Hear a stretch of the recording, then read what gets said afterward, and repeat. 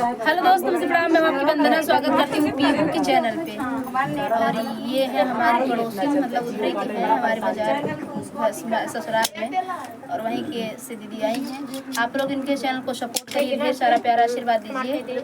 और मैं बताऊँ आप लोगों को, काफ़ी दिन के बाद मेरा स्टूडियो खुला है, और लगभग अगर कहीं जाना आना नहीं रहेगा तो खुला रहेगा। और मई में भी फिर 1 हफ्ते के लिए बंद रहेगा, क्योंकि मुझे फिर वैष्णो देवी जाना है। दीदी के चैनल को सपोर्ट करिए, ढेर सारा प्यार आशीर्वाद दीजिए। कौन गीत गाओ जाते हैं दीदी? नाच गीत गाओ जाते हैं दीदी। चलो बहनी, नाच गीत गाओ।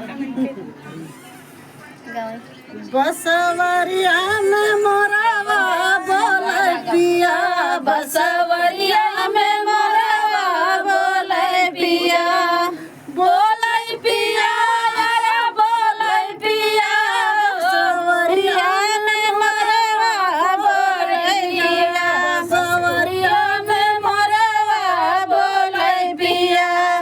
सोने की थाली में जवना बनाए, सोने की थाली में जवना परोसे, जवना न जवा जवा पिया, बसवरिया में मोरावा बोले पिया, बसवरिया में मोरावा बोले पिया, बसवरिया में मोरावा बोले पिया। बस झजर गढ़ुलवा गंगा जल पानी, झजर गढ़ुलवा गंगा जल पानी, गढ़ुआ न घोटा घोटा वही पिया, बसवरिया में मोरावा बोले पिया, बसवरिया में मोरावा बोले पिया।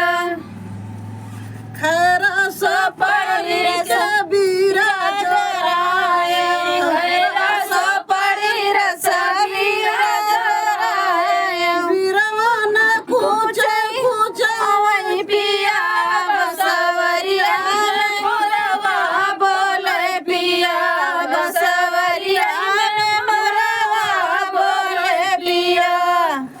फूलाई चुनी चुनी से जाल लगाए, फूलाई चुनी चुनी से जाल लगाए, सजिया न सोवई सोवई पिया, बसवरिया में मोरावा बोले पिया, बसवरिया में मोरावा बोले पिया।